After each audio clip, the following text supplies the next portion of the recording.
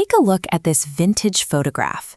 In early communication systems, every single connection required its own dedicated point-to-point physical wire. As populations grow, this one-to-one method creates a linear explosion in physical requirements. If a city of 1 million people requires 1 million distinct lines, they eventually run out of space and underground conduits and overhead poles. Look at the sheer scale of these industrial cable reels. Laying individual physical lines across oceans requires massive barges, intense labor, and staggering material costs. Engineers quickly realized they couldn't just keep laying new pipe. They needed a smart mathematical technique to share a single physical line among thousands of people simultaneously.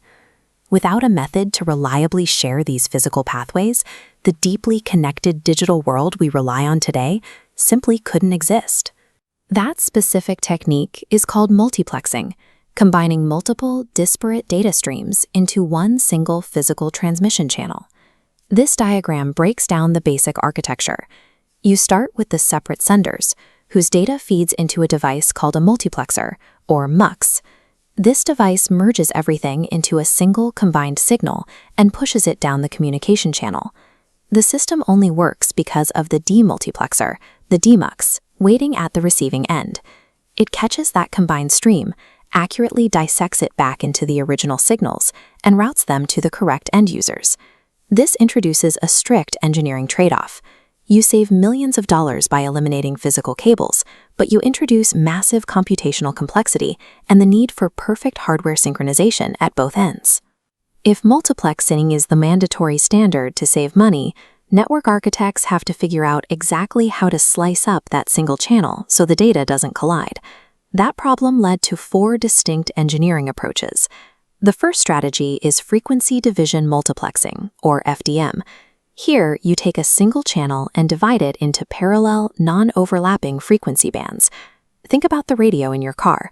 FM 91.1, 93.5, and FM 98.3 all broadcast at the exact same time, but they don't crash into each other because they are assigned separate, distinct lanes. You can see this principle reflected in the varying structures of these broadcast towers, allowing multiple continuous analog signals to travel simultaneously without interference.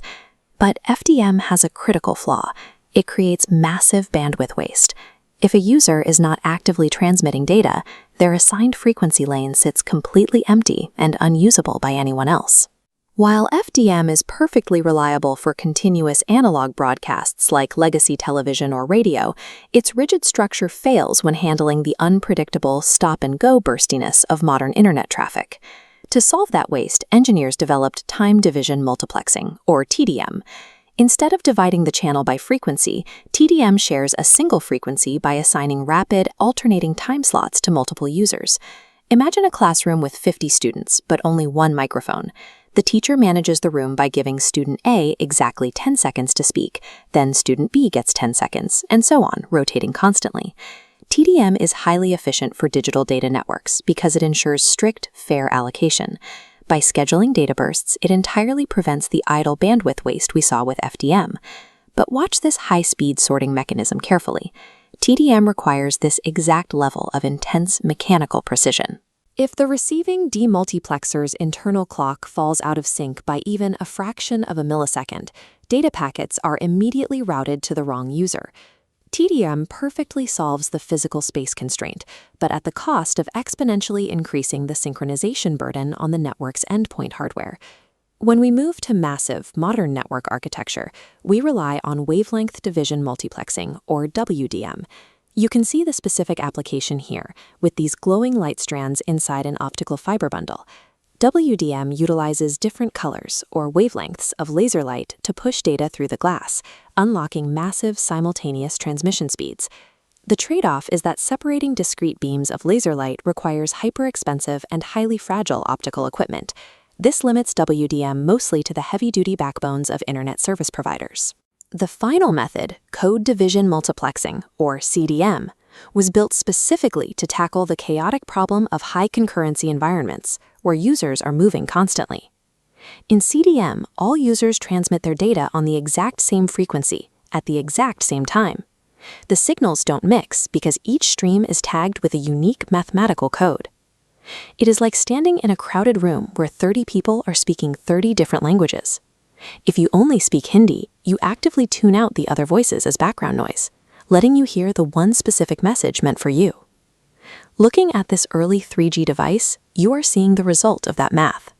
CDM is what historically allowed thousands of devices to connect to a single cellular tower without crushing the network. Naturally, filtering out the background noise of thousands of other concurrent users requires immense localized processing power inside the phone itself. Both WDM and CDM sit at the extreme edge of the multiplexing trade-off. We accept massive financial and computational costs to achieve virtually limitless global connectivity. In practice, network architects do not pick a best multiplexing method out of thin air. They match their mathematical strategy to their specific physical medium constraints. This decision tree shows how it works. If you are building a transcontinental internet backbone utilizing optical fiber, WDM is the mandatory choice for ultra-high speed. If you are designing wireless cellular networks requiring high concurrency for thousands of users on a single tower, you have to use CDM. For legacy digital landlines and strictly controlled compute environments, the scheduled time slots of TDM are the standard, and analog television and radio broadcasting will continue to rely on the continuous parallel bands of FDM. Selecting a multiplexing strategy requires balancing specific mathematical division techniques against the hard physical limits of the equipment and the medium. Whether you are streaming a video or executing a global financial trade, the digital age relies entirely on this invisible foundation to prevent infrastructural collapse. Yet the central paradox remains. Every single physical cable you save requires an exponential increase in endpoint processing power to manage that shared signal. Network engineering is the art of managing that exact trade-off between hardware capability and physical deployment costs. The way we slice a single channel of data determines how billions of people manage to coexist and communicate within the narrow physical confines of our world.